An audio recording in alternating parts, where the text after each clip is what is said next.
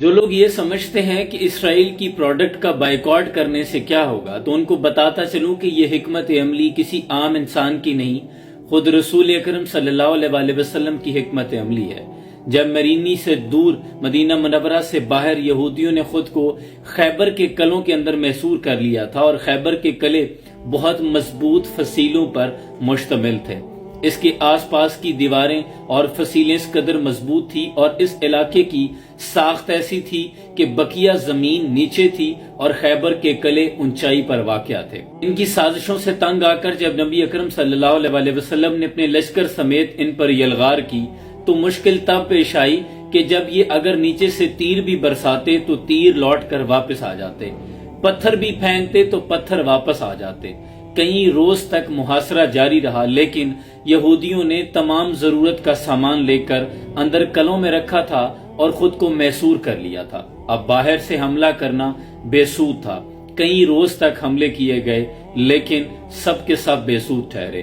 پھر نبی اکرم صلی اللہ علیہ وسلم نے یہ حکمت عملی پیش کی کہ یہودیوں کی معیشت کا دار و مدار ان کھجوروں کے باغات پر ہے، جن کو فروخت کرنے کے بعد یہ اپنی زندگیوں میں مگن ہیں، اور ان کے پاس سونا اور چاندی اور زیورات ہیں جن پر ان کی معیشت انحصار کرتی ہے۔ تو رسول اکرم صلی اللہ علیہ وسلم نے کھجوروں کے ان درختوں کو کاٹنے کا حکم دیا۔ جب کھجوروں کے وہ درخت کاٹے گئے تو پھر یہودیوں کے حوصلے پست ہونا شروع ہوئے۔ پھر وہ آپس میں چین گوئیاں کرنے لگے کہ اگر یہ درخت ہی ختم ہو گئے تو پھر یہاں رہنے کا کیا فائدہ۔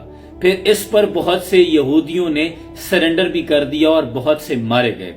اس طرح رسول اکرم صلی اللہ علیہ وسلم نے حکمت عملی کے ساتھ پہلے ان کی معیشت کو کمزور کیا، ان کے حوصلے پست کیے، ان کی وہ خوشحال زندگی کو تباہ کیا، ان کی کمر توڑی۔ اسی طرح کا ملا جلا تاثر آج بھی ہے۔ آپ اگر اسرائیل کو بد دعائیں دیں تو بد دعائیں وہاں نہیں پہنچ رہی، پتھر بھی ماریں، چیخیں ماریں تو وہاں تک نہیں پہنچ رہی۔ وہ مضبوط قلعوں میں ہیں اور عام آدمی کر بھی کچھ نہیں سکتا۔ اس کے پاس تو وہ ہتھیار بھی نہیں جو فاسفورس وہاں گرائی جا رہی ہے فلسطین پر۔ اگر آپ وہاں جہاد کے لیے بھی جاتے ہیں تو خود فلسطین کے لوگوں کے لیے مشکل کھڑی کر دیں گے۔ لہٰذا آپ کے ہاتھ میں بائیکاٹ کی کلہاڑی ہے۔ یہ تمام پروڈکٹس جو اسرائیل کی ہیں، یہ ان کے وہی کھجوروں کے درخت ہیں۔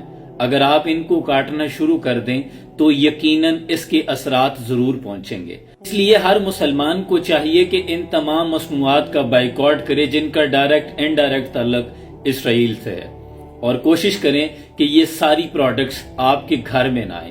آپ کو فلسطین کے بچے یاد آنا چاہیے، تو خدا کے لیے اتنا تو کریں۔ اللہ فرماتا ہے کہ جو مسلمان جتنی چھوٹی سی بھی نیکی کرے گا تو وہ ضائع نہیں جائے گی۔ کم از کم ہم دل برداشتہ ہو رہے ہیں، گھر بیٹھے دل جلا رہے ہیں، تو اتنا تو کریں کہ ہم ان پروڈکٹس کا ہی بائیکاٹ کر لیں۔ کوئی بھی چیز خریدنے سے پہلے گوگل پہ سرچ کریں، اگر اس کا ڈائریکٹ انڈائریکٹ تعلق اسرائیل سے ہے تو ان تمام پروڈکٹس کا بائیکاٹ کر دیں۔ میں خود ایسا کرتا ہوں، اور برانڈ نکالتا ہوں، دیکھتا ہوں آنر کون ہے، گوگل پہ سرچ کر لیتا ہوں، 1.5-2 منٹ آپ کا لگے گا، اس کے بعد آپ ڈیسائیڈ کریں یہ چیز لینی ہے یا نہیں لینی۔ تو یہ ان کے وہی کھجوروں کے درخت ہیں، ان کو کاٹنا شروع کریں۔